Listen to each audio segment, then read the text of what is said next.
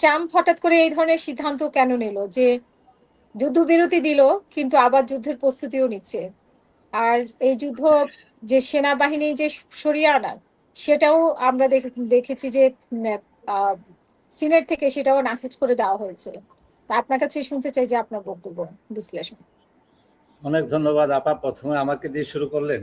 কোনো অসুবিধা নেই, আমি বলছি কিছুটা আইনগত। দেখেন, প্রেসিডেন্ট ট্রাম্প যে আইনি লড়াইয়ে উনি আটকে গেছেন। আর্টিকেল 2 যেটা বলছে যে executive power may take action in any military operation in any time if the country is an imminent threat.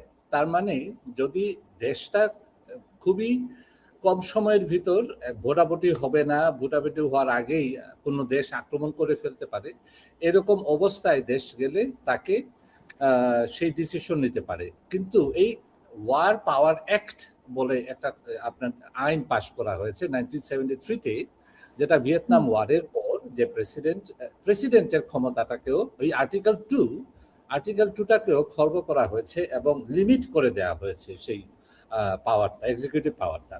এবং সেই পাওয়ারটা এক্সিকিউটিভ লিমিট করে দিয়ে এটা 60 দিনের 60 দিনের একটা ভিতরে একটা উইন্ডো টাইম, সেই উইন্ডো টাইমের ভিতর সেই অপারেশনটা শেষ করতে হবে।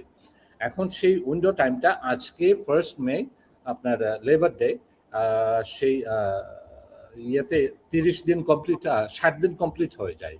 এখন আর কোনো কিছু করতে গেলে তাকে প্রেসিডেন্ট এক্সিকিউটিভ পাওয়ারকে অবশ্যই সেনেট এবং কংগ্রেসের পারমিশন লাগবে। যদিও বেঞ্জামিন নেতানিয়াহু এখনো কিন্তু বলছেন যে তাদের টার্গেটের যে বেশ কিছু টার্গেট তাদের এখনো রয়ে গেছে এবং তারা সেই টার্গেটটাকে ডিস্ট্রয় করতে চায় এবং আবার সেই যুদ্ধ জড়াতে চায়। তবে আমার মনে হয় না আমেরিকার প্রেসিডেন্ট সেই ইললিগাল অ্যাক্টে আবার যাবেন, এবং উনি একবার already he step on a fire, এবং আরেকটা পা অলরেডি একটা পা ওনার ফায়ারে, এবং আমার মনে হয় না দ্বিতীয় পাটা উনি আবার সেই ফায়ারে পা দিবেন বলে আমার মনে হচ্ছে না। তবে এইটুকু বলছি যে যত দিন যাবে তত আপনার ইরানের যে লেজিটিমেসি, তার লেজিটিমেসিটা তার বাড়ছে এবং সারা বিশ্বে তার প্রতি একটি সহানুভূতি এবং তার যে অ্যাগ্রেসিভ যে আগ্রাসন দুটো দেশের হয়েছে, আমেরিকা এবং প্রথমে তারা স্টার্ট করেছে যুদ্ধটা এবং ইসরায়েল, এর জন্য। এবং সেই আপনার নিশ্চয় মনে আছে যে 28 তারিখে যখন প্রথম আক্রমণটা হয়, সেই আক্রমণটা ছিল একটা মেয়েদের স্কুলে এবং 167 জন মেয়ে, এবং এইটাই সারা বিশ্বকে নাড়া দিয়েছে যে একটা ইলিগাল ওয়ার করে সেই দেশের ছোট ছোট বাচ্চাগুলাকে হত্যা করা, এসে কাইন্ড অফ জেনোসাইড। তো আমি বলবো যে এটুকুই যে 7 দিন পার হয়ে গেছে, এখন আর আমেরিকা পপুলারিটিও সেই পপুলার মানুষের জনগণেরও যে পোল আসছে, সেই পোলে দেখা যাচ্ছে যে 75%, 75% মানুষ, আমেরিকান মানুষ চায় না এই যুদ্ধ করতে, এবং তাদের যে ছেলে মেয়েরা বিভিন্নভাবে মিলিটারিতে আছে, আর্মিতে আছে, এয়ারফোর্সে আছে, নেভিতে আছে, তারা যে এই যুদ্ধে যোগদান করুক এটাও প্যারেন্টসরাও চায় না। এবং মিলিটারি থেকেও সেরকম, আপনি জানেন যে অলরেডি আর্মি চিফ জর্জ উনি রিজাইন করেছেন, রিজাইন না, আপনার বাই ফোর্স ওনাকে বের করে দেওয়া হয়েছে, এবং নেভি সেক্রেটারি অফ নেভি ওনাকে উনি রিজাইন। তো আমার মনে হচ্ছে যে ইটস অলরেডি হোয়াইট হাউস এবং ক্যাপিটাল হিলেই অলরেডি ডিভাইড শুরু হয়েছে, এবং এই ওয়ারের আর বেশি দিন ইয়ে হবে না। আমার মনে হচ্ছে না যে ওয়ারটা প্রলং করবে আর বেশি দিন, কারণ সারা বিশ্বে যে অর্থনৈতিক মান্দা, সেই অর্থনৈতিক মান্দা আমি আপনাকে দেখিয়েছি গত সপ্তাহে যে কিভাবে ক্রুড অয়েলটা প্রতিটা আমাদের জীবনের প্রতিটা ক্ষেত্রে ব্যবহার হয়, এবং সেই ক্রুড অয়েলের ব্যবহারটা আপনার দিন দিন শর্টেজ দেখা দিচ্ছে, ইন্ডাস্ট্রিতে শর্টেজ দেখা দিচ্ছে, তারপর আপনার জ্বালানিতে শর্টেজ দেখা দিচ্ছে। খুব শীঘ্রই জেট ফুয়েলের ক্রাইসিস দেখা দিচ্ছে ইউরোপে, এবং ইউরোপের যে বিমানগুলা, সেই বিমানগুলা অলরেডি দে আর না বিগ টাইম। আপনি নিশ্চয়ই জানেন যে কত প্রাইস হাইক করা হয়েছে, ফেয়ার ভাড়াটা, এবং তার কারণ হলো জেট ফুয়েলের দাম বেড়ে গেছে। কিন্তু দেখেন আমেরিকা এই ক্রাইসিস কিন্তু পড়ছে না। তার কারণ হলো আমেরিকাতে যে তেলগুলো আসে, ক্রুড অয়েল আসে, সেই ক্রুড অয়েল আসে 60%, 60% আসে কানাডা থেকে, কিস্টোন পাইপলাইন দিয়ে।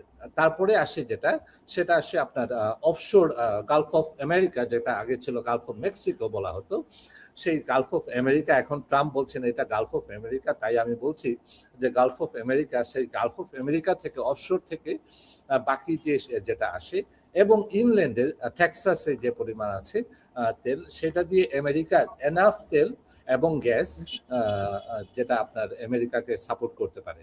অন টপ অফ ইট, যখন আপনার এই যে ভেনেজুয়েলা আরো 1.5 মিলিয়ন ব্যারেল এভরি ডে আরো যোগ হয়েছে, এর জন্য আমেরিকাতে তেমন কোনো ক্রাইসিস দেখা দিবে না। কিন্তু এশিয়া এবং Europe is gonna be in a big crisis, এবং অর্থনৈতিকভাবে এই দুইটা মহাদেশ বড় ধরনের একটা ধাক্কা খাচ্ছে। যদিও ইরান বলছে যে আমাদের সাথে যারা সুসম্পর্ক রাখবে এবং আমাদেরকে যারা সাপোর্ট করবে, তাদেরকে শুধু আমরা সেই অয়েল ট্যাঙ্কারকে পাস দেব হরমুজ প্রণালী দিয়ে।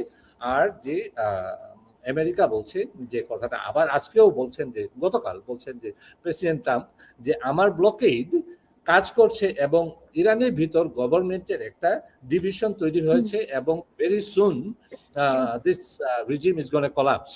তবে আমি যে খবরটা পাচ্ছি যে ইরানের ভিতর থেকে, সেই ভিতর থেকে আমার মনে হচ্ছে না এই ধরনের কোনো কিছু আমি দেখতে পাচ্ছি। বরঞ্চ আমি কিছু শুনতে পাচ্ছি যে বেশ কিছু যারা বিভিন্নভাবে এজেন্ট, বিভিন্ন দেশের এজেন্ট হিসাবে কাজ করেছিলেন ইরানের ভিতর, তাদেরকে ফাঁসি দেওয়া হচ্ছে, এবং ওপেনলি ফাঁসি দিচ্ছে, এবং এটা কন্টিনিউ করছে। যদিও প্রেসিডেন্ট ট্রাম্প অনেক আগে বলেছিলেন যে তুমি কখনো সেই এদেরকে ফাঁসি দিতে পারবা না, যারা এই যে ডেমনস্ট্রেশন করেছিল জানুয়ারিতে, আপনার মনে আছে যে জানুয়ারিতে পাবলিক আসছিল। এখন আপনি দেখতে পাচ্ছেন না যে রেজা শাহ পাহলাবিকে, কারণ উনিও চুপসে গেছেন, বুঝতে পেরেছেন যে now it is not possible to be in a power in Iran. আবার আরেকটা দিকে দেখেন যে ইরানের ভিতরে যে রেভলিউশনারি গার্ড আইআরজিসি যে সক্ষমতা, সেই সক্ষমতায় আপনার তার এই রিজিয়নটাতে একটা মিলিটারি মাইট হিসাবে চলে আসছে পুরা এই সাউথ ওয়েস্ট এশিয়াতে, যেটা কখনো এর আগে হিস্ট্রিতে ছিল না। বারবার এই রিজিয়নটা বিভিন্নভাবে ওয়েস্ট দ্বারা এবং বিশ্ব শক্তি, যেমন সোভিয়েত ইউনিয়ন বলেন, রাশিয়া বলেন, এবং আমেরিকা, এবং আপনার ইসরায়েল, এদের দ্বারা পরাজিত, আমি বলবো যে পরাজিত হয়েছে সব সময়।